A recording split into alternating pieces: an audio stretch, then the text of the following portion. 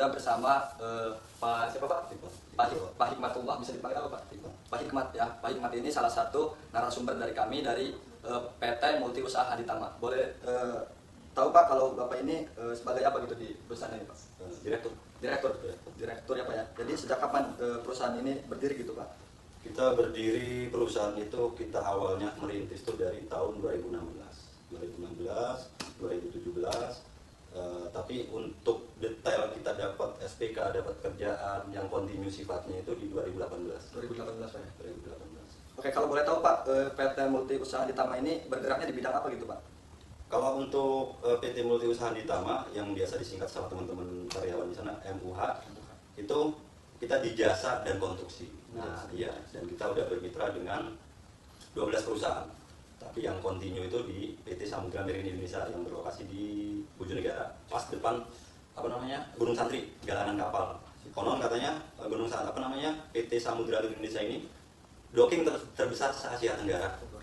Karena waktu itu Pak Airlangga Hartanto yang ke sana, saya juga menyaksikan sendiri kalau untuk PT Samudra Marine Indonesia ini galangan terbesar di Asia Tenggara, mengalahkan yang ada di Batam dan mengalahkan juga yang ada di Cirebon. Karena dockingnya itu space dockingnya itu bisa menampung kapal yang terbesar, bahkan yang ada yang 45 meter, ada yang 35 meter, di atas itu pun ada, dan bahkan sekarang lagi bikin SMI 3, kan SMI itu ada 3, SMI 1 itu kapasitasnya di docking dock 30 dan 35 dan 40. Kalau SMI 2 itu super tanker yang masuk semuanya, bahkan kapal-kapal BUMN juga sering langganan masuk itu. Dan yang ketiga ini SMI 3 ini dibikin docking juga, itu bahkan nantinya diperuntukkan untuk super kapal terbesar di dunia itu bisa masuk gitu. Jadi itu.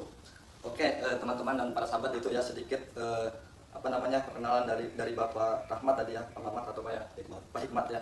Jadi bahwasannya dari PT Multi Usaha Aditama ini bergeraknya itu di bidang jasa dan konstruksi.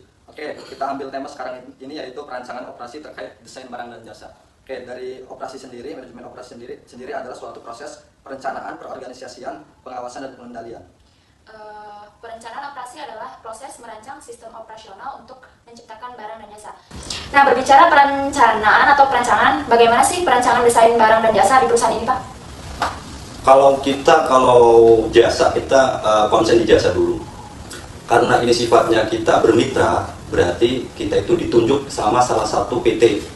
Contohnya tadi, PT Samudra Marine Indonesia menunjuk subkontraktornya kita. Ya alhamdulillah kita udah bekerja sama dari tahun 2018 sampai 2025 saat ini. Awal perencanaannya itu harus kita tahu dulu. Ketika kapal itu masuk, kita harus tahu dimensinya berapa. Dan tonase kapal itu yang kita peroleh itu berapa ton. Jenis pekerjaannya seperti apa? Karena apa? Karena jenis pekerjaan di sini ada set sail itu bagian samping, ada bottom itu bawah kapal, ada mendek itu atas lantai dasar kapal. Kalau dengan satu item diperinci, kemungkinan itu contohnya kita ambil 10 ton. Kita dapat 10 ton. Untuk set sail 5 ton, untuk bottom 2 ton, untuk mendek 3 ton. Total 10 ton semuanya. Perencanaan kita dari awal, kita harus settle semuanya. Yang pertama dari alat. Alat kita sesuaikan standar SNI, dalam artian alat-alat penunjang ataupun alat-alat untuk kerja. Salah satunya yang terpenting itu APD, alat pelindung diri. Itu pastikan APD itu benar-benar aman, benar-benar safe. Karena apa? Karena moto kita itu think safe, walk safe, baru bisa. Jadi 3 itu yang jadi moto kita, semuanya harus diterapkan.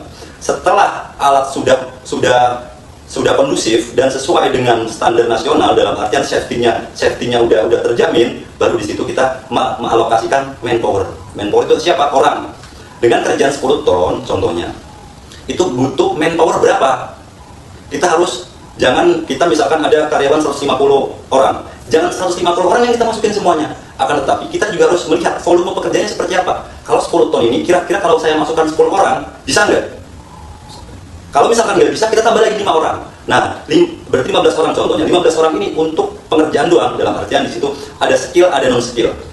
Non skill ini untuk membantu yang punya skill, dalam artian menyiapkan alat, menyiapkan material. Tenaga berarti. Ya, kalau misalkan supporting itu ada kayak material kontrol, ada logistik. Di situ kan untuk pengadaan barangnya untuk menunjang pekerjaan tersebut.